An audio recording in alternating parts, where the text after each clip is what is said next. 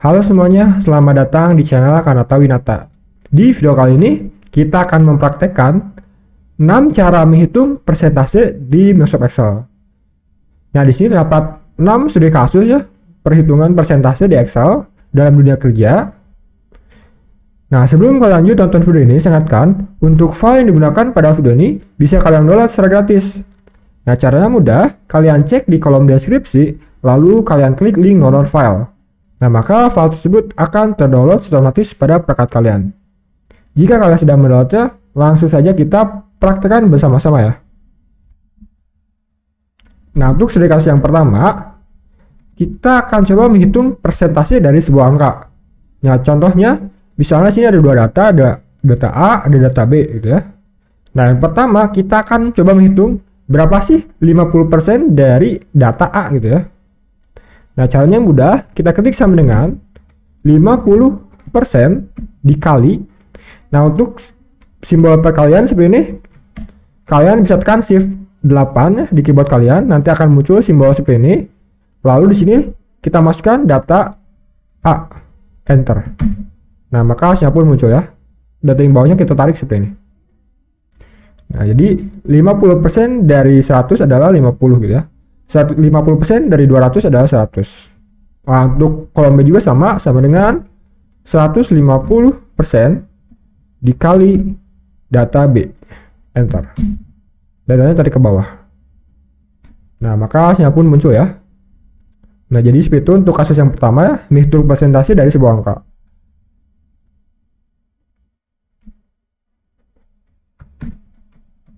Kita pergi ke kasus studi nomor 2 ya, dari sini. Nah, untuk kasus nomor 2, kita akan coba menghitung persentase pertumbuhan. Nah, di sini bisa pertumbuhan penduduk, ekonomi, pendapatan ya, dan sebagainya.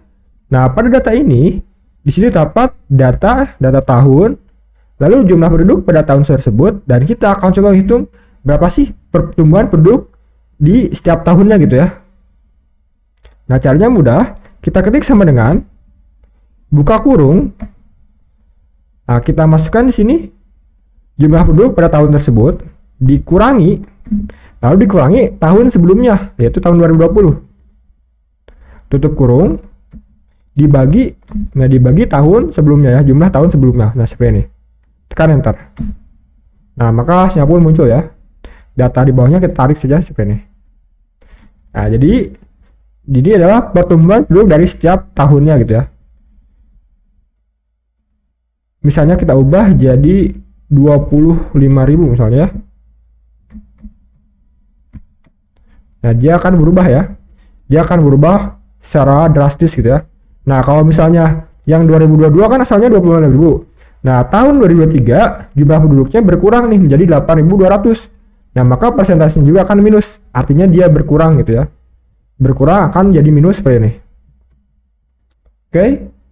Nah, seperti itu untuk kasus yang kedua. Kita scroll ke bawah untuk kasus yang ketiga. Nah, di sini untuk kasus yang ketiga, kita akan coba menghitung persentase sebuah data terhadap total data. Nah, contohnya di sini terdapat data jenis kelamin. Lalu ada jumlah penduduknya. Nah, kita akan menghitung berapa sih persentase dari total tersebut ya. Nah, kita coba, kita jumlahkan dulu ya. Untuk penjumlahan, kita tekan Alt sama dengan, nah dia akan auto sama seperti ini. Tinggal tekan enter. Nah, hasilnya pun muncul ya. Nah, untuk menghitung persentase sebuah data terhadap total data, caranya mudah. Nah, kita coba ketik sama dengan, nah, kita masukkan dulu datanya, data pria, dibagi total data, yaitu jumlah totalnya, jumlah penduduknya, enter. Nah, maka hasilnya pun muncul ya. Nah, untuk yang wanita juga sama dengan jumlah data dibagi total data. Nah, maka hasilnya pun muncul ya. Jadi 56% dari penduduk tersebut adalah pria, 44% adalah wanita gitu ya. Misalnya kita ubah jadi 10.000. Nah, dia akan bertambah gitu ya persentase dari jumlah penduduk berkelamin wanita. Oke. Kita coba untuk kasus yang keempat. Nah, di kasus yang keempat ini kita akan coba menghitung berapa sih persentase laba terhadap suatu pendapatan. Nah, contohnya di sini terdapat data pendapatan, data pengeluaran. Nah, langkah pertama kita akan coba dulu menghitung berapa sih keuntungan dari pendapatan tersebut gitu ya. Keuntungannya berarti sama dengan pendapatan dikurangi pengeluaran gitu ya. Enter. Nah, keuntungannya sebesar 5 juta. Nah, untuk menghitung persentase, caranya mudah. Ketik sama dengan keuntungan dibagi pendapatan.